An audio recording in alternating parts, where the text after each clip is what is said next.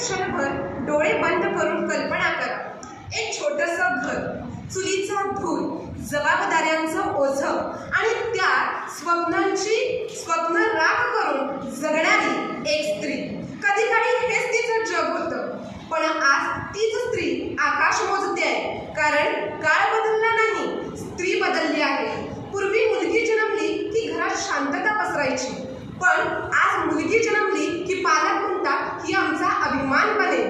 ही बदलती रूपं काही एका वर्षात घडलेली नाहीये, ही आहे हजारो स्त्रियांच्या संघर्षाची कमाई.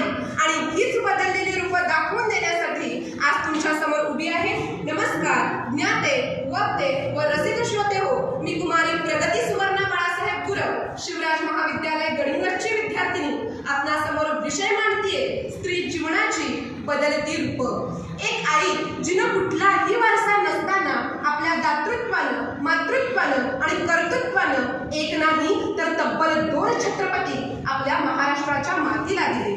महाराष्ट्राचीच नाही, देशाचीच नाही तर जगाचा प्रेरणास्रोत असणारी आई, तुमचा आमचा प्रेरणास्रोत असणारी आई म्हणजे राजमाता, राष्ट्रमाता माँसाहेब जिजाऊ. हा समाज अज्ञान, अंधकार आणि दारिद्र्याच्या कचाट्यात सापडलेला असताना त्या समाजात क्रांतीची लाट होऊ पाहणाऱ्या त्या अहिल्याबाई होळकर, डॉक्टर बाबासाहेब आंबेडकरांनी गुलामगिरीची कबर खोदली खरी, पण त्यामागे पोलादी पंख बनून उभी ठाकताना आपले 4 डोळे मातीत मिसळले आणि संसाराच्या चटक्यांनी भाजून निघाली. पण त्या चटक्यांची झळ बाबासाहेबांच्या कार्यकर्तृत्वाला लागू दिली नाही, ती माता रमाई. आणि ज्यांच्यामुळे आज तुम्ही सक्षमपणे बसल्या आहात, अनेक महिला शिक्षण घेतायत, ज्यांच्यामुळे फातिमा बीबी पहिल्या मुस्लिम मुख्याध्यापिका झाल्या, ज्यांच्यामुळे मुक्ता साळवे पहिल्या समाजसेविका झाल्या, ज्यांच्यामुळे ताराबाई शिंदे पहिल्या पत्रकारिता झाल्या आणि ज्यांच्यामुळे आज मी विश्वासाने बोलू शकते अशा क्रांतीज्योती सावित्रीबाई फुले यांना मी प्रथम विनम्र अभिवादन करते. बुद्धीने विचार केला तर अतिशय किचकट, न कळणारी, पण प्रेमाने आणि मनाने विचार केला तर इतकीच सरळ, सोपी म्हणजे स्त्री. स्त्री म्हणजे कधीही कुठल्याही परिस्थिती समोर न झुकणारी, अगदी कोपऱ्यात जरी ठेवलं, झोपडपट्टीत जरी ठेवलं तरी त्या झोपडपट्टीला स्वर्ग सुख मिळवून देणारी, अन्नपूर्णेप्रमाणे आपल्या कुटुंबाचं पालन पोषण करणारी, स्कंद मातेप्रमाणे आपल्या लेकरांवर प्रेमाचा वर्षाव करणारी. आणि जर अन्याय, अत्याचार, छळ याची परिसीमा समाजाने गाठली तर हीच कोमल, नाजूक, लाजणारी स्त्री कधी रणचंडिकेचं रूप धारण करते हे त्या विश्वरचत्यालाही कळत नाही. चंडमुंड भंडासुर खंडिनी जगदंबे उदंड दंड महिषासुरमर्दिनी दुर्गे, असं दुर्गेचं रूप असलेल्या प्रत्येक स्त्रीला माझ्याकडून प्रथम मनापासून वंदन. बघा हो, आपल्याला फार पूर्वीपासून सांगितलेलं गेलेलं आहे. आताची जी स्त्री आहे ना, पूर्वीची जी स्त्री होती तिचं आयुष्य हे फक्त स्वयंपाकघरापुरतंच मर्यादित होतं. तिच्या हातात संसार होता पण निर्णय नव्हते, तिच्या डोळ्यात स्वप्न होती पण उडण्यासाठी आकाश नव्हतं. ती शिकली नाही का? संधी नव्हती. ती बोलली नाही कारण समाजाने तिचा आवाज दाबला होता, पण तरीही ती डगमगली नाही, खचली नाही, कारण स्त्री म्हणजे सहनशीलतेची दुसरी मूर्ती आहे. काळ सरकला आणि शिक्षणानं स्त्री जीवनामध्ये एक मोठी क्रांती घडवून आणली. ज्या स्त्रीला घराबाहेर पडण्याची परवानगी नव्हती ती स्त्री आज देश चालवण्या इतकी सक्षम झालेली आहे.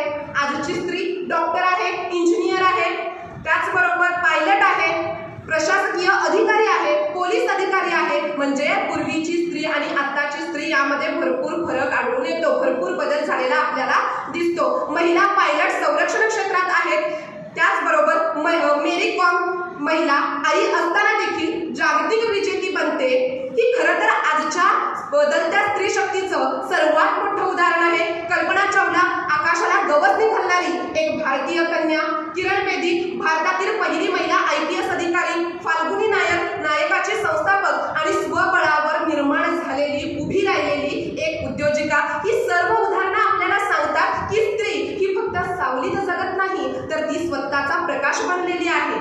आजची स्त्री ही फक्त नोकरी शोधणारी नाही किंवा उद्याची स्त्री ही फक्त नोकरी शोधणारी नाही तर ती नोकरी निर्माण करणारी असेल. कारण आजची स्त्री स्वतःचे निर्णय स्वतः घेते, ती नोकरी करते, व्यवसाय उभा करते, कुटुंब सांभाळते आणि समाजाला नवीन दिशा सुद्धा देते. होय, आज प्रगती होत चाललेली आहे, पण कुठंतरी मतभेद आहेत, भेदभाव आहेत, असुरक्षितता आहे,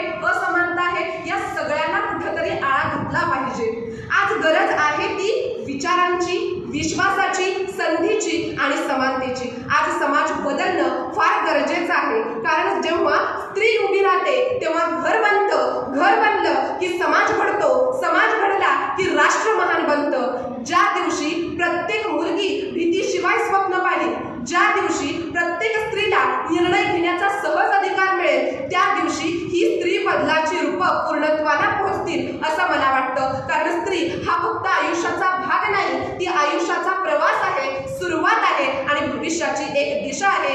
यासाठी स्त्रियांना एक उंच मोकळा आकाश देऊया, एवढाच माफक आशावाद व्यक्त करते आणि मंचाची रजा घेते. मनपूर्वक आभार.